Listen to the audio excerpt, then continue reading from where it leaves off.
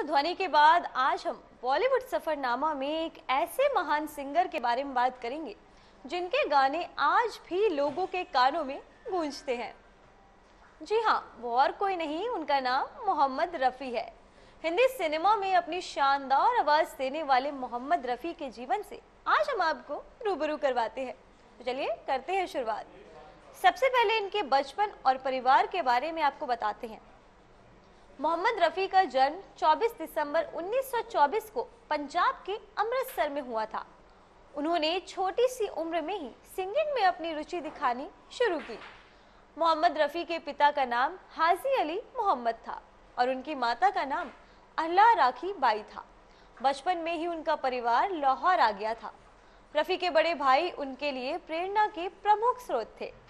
उनके बड़े भाई की एक नाई की दुकान थी और बस फिर क्या, रफ़ी साहब के अंदर संगीत का इंटरेस्ट धीरे धीरे ऐसे ही पैदा हुआ। वो बचपन में उनकी दुकान में आकर बैठ जाया करते थे और दुकान पर एक फकीर रोज आकर सूफी गाने सुनाया करता था। रफ़ी साहब को उस फकीर की आवाज़ इतनी भाने लगी कि वो उसके पास बैठकर गाने सुनते थे। मोहम्मद रफ़ी के संगीत शिक्षक उस्ताद अब्दुल वाहिद खान, पंडित जीवन लाल मट्टू और फिरोज निज़ामी थे। उन्होंने अपना पहला गाना एक पंजाबी फिल्म गुल बलोच में गाया था। साल 1945 में उन्होंने हिंदी फिल्म गांव की गोरी के साथ अपने करियर की शुरुआत की थी। संगीतकार नौशाद ने मोहम्मद रफ़ी को बॉलीवुड फिल्म पहले आप में गाना गाने का मौका दिया था। नौशाद ने रफ़ी को साल 1946 में आई फिल्म शाहजहां का गीत मेरे सपनों की रानी को गाने का मौका दिया। ये गाना सुपरहिट हुआ और रफ़ी साहब की आवाज़ को दर्शकों ने खूब पसंद किया। उसके बाद उन्होंने फिल्म अनमोल घड़ी में तेरा खिलौना टूटा बालक गाया। उनका ये गाना भी सुपरहिट हुआ और उन्होंने लोगों के दिलों में एक खास जगह बना ली। मोहम्मद रफ़ी ओपी नैयर, शंकर जयकिशन और सचिन देव बर्मन जैसे बड़े सिंगर्स के जैसे एक बेहतरीन प्लेबैक सिंगर बन गए थे। रफ़ी साहब ने 1970 के दशक में मुख्य रूप से कई लाइव शो में भी प्रदर्शन किया था। उस दौर में मोहम्मद रफ़ी का लाइव शो काफी हिट हुआ और भारी संख्या में लोगों की भीड़ उनके शो को देखने के लिए आया करती थी। बात करें उनके प्रसिद्ध गानों की तो मधुबन में राधिका नाचे रे, ओ दुनिया के रखवाले, सुहानी रात ढल चुकी और आजा आजा मैं हूँ प्यार तेरा जैसे शानदार गानों में उन्होंने अपनी आवाज़ दी। वैसे क्या आपको पता है कि एक वो भी दौर था जब रफ़ी साहब और लता मंगेशकर की जोड़ी खूब हिट हुआ करती थी। तो चलिए अब हम आपको रफ़ी साहब और लता जी के उन 5 बेहतरीन गानों के बारे में बताते हैं जिन्होंने इस जोड़ी को हमेशा के लिए सुपर डुपर हिट बना दिया। साल 1956 में आई फिल्म दो रास्ते का सबसे मशहूर गाना छुप गए सारे नज़ारे था। इस गाने में राजेश खन्ना और मुमताज़ बिंदु थे। रफ़ी साहब और लता जी का ये गाना काफ़ी ज़्यादा सुपरहिट हुआ। साल 1968 में आई फिल्म इजाज़त का गाना ये दिल तुम बिन लगता नहीं काफ़ी हिट हुआ और दर्शकों को ये खूब पसंद आया।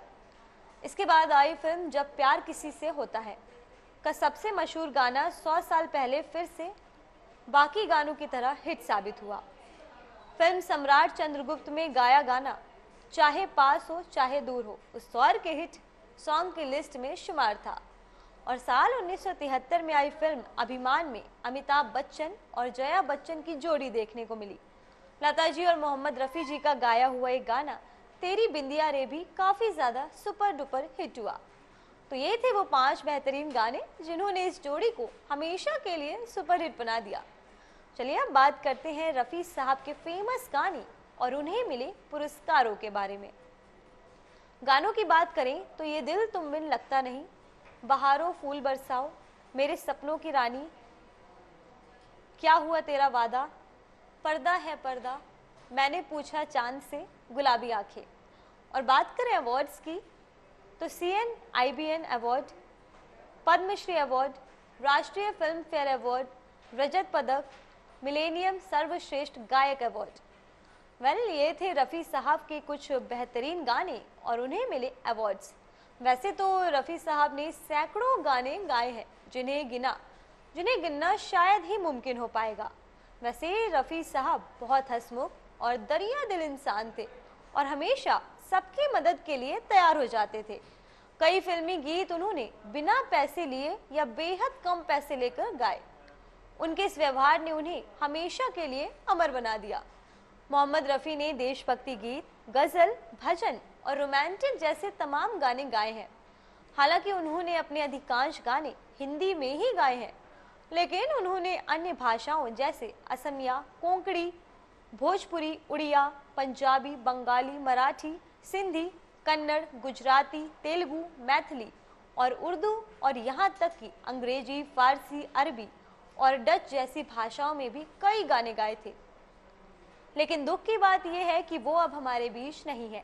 31 जुलाई 1980 को हृदय गति रुकने की वजह से उनकी मृत्यु और उन्होंने दुनिया को हमेशा के लिए अलविदा कह दिया। उनके मौत की खबर से पूरे देश में शोक की लहर दौड़ी।